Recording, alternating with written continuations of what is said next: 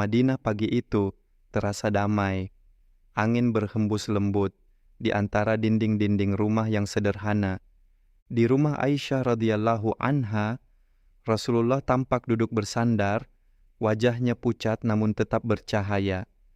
Beberapa hari sebelumnya, beliau baru pulang dari pemakaman Baqi.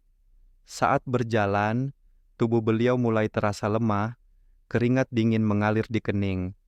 Para sahabat mengira hanya demam biasa, tapi hari demi hari, suhu tubuh Rasulullah semakin tinggi. Meskipun begitu, lidah beliau tidak berhenti berzikir. Setiap hembusan napas adalah doa. Setiap tatapan mata penuh makna. Di tengah rasa sakit, beliau masih sempat mengimami salat bersama para sahabat. 2 orang sahabat, Abbas dan Ali, memapah beliau menuju masjid. Langkahnya perlahan, tapi penuh keyakinan. Saat Rasulullah Shallallahu Alaihi Wasallam muncul di pintu masjid, para sahabat meneteskan air mata. Mereka tahu, kekasih Allah sedang berjuang menahan sakit, namun masih memikirkan umatnya. Di hadapan mereka, Rasulullah Shallallahu Alaihi Wasallam berucap lembut, "Wahai manusia, jagalah salatmu dan perlakukan hamba-hamba sahayamu dengan baik." Suara itu lemah, tapi mengguncang hati setiap orang yang mendengarnya. Itu bukan sekadar pesan, tapi wasiat terakhir dari seorang nabi yang hidupnya penuh kasih. Hari-hari berikutnya, sakit itu semakin berat. Kepala beliau sering disiram air agar tetap kuat. Dalam setiap detik, Rasulullah Shallallahu Alaihi Wasallam memohon ampun kepada Allah dan memujinya.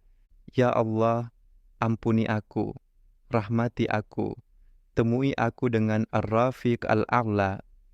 Aisyah mendekat, memegang tangan beliau, lalu bertanya lirih, "Apakah engkau menginginkan Ar-Rafiq Al-A'la, wahai Rasulullah?"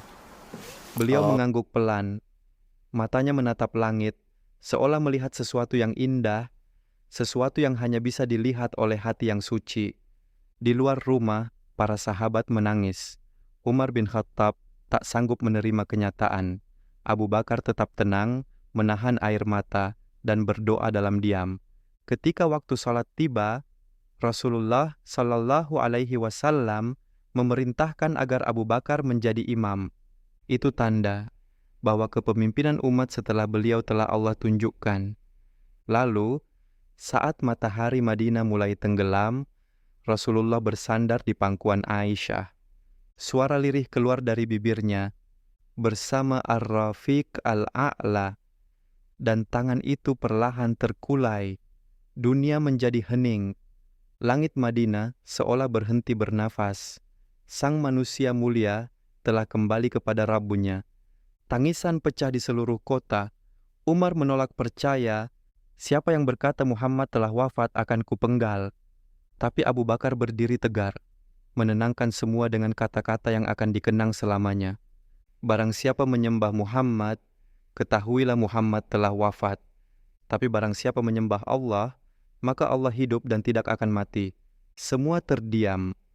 Air mata mengalir. Dan dari keheningan itu, lahir kekuatan baru. Kekuatan untuk menjaga amanah yang ditinggalkan Rasulullah Sallallahu Alaihi Wasallam. Beberapa hari kemudian, jasad beliau dimakamkan di kamar tempat beliau wafat, rumah Aisyah, yang kini menjadi bagian dari Masjid Nabawi. Para sahabat menurunkan jasad beliau dengan hati yang hancur namun penuh cinta. Madinah tak lagi sama, tapi cahaya risalah beliau tetap hidup di setiap hati yang beriman.